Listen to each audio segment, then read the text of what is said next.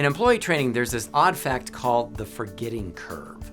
This is when new hires go through training, but they forget 75% of what they learn when there is no attempt to retain it. As a former teacher and someone who went through a lot of college classes, I think it's more likely we forget 90% of what we learn if we don't attempt to use it. Like the time I crammed for a biology test, I aced it with a B- and a week later all I could remember was dissecting a frog. There are really two takeaways here to overcome the forgetting curve.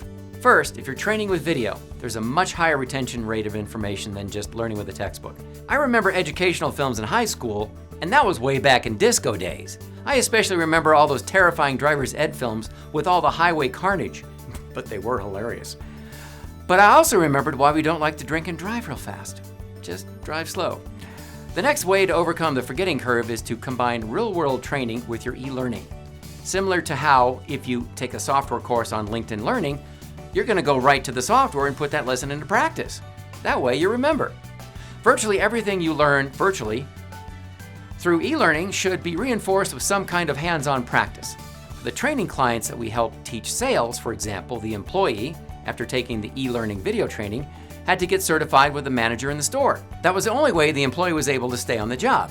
They had to pass the virtual and the on-the-job training.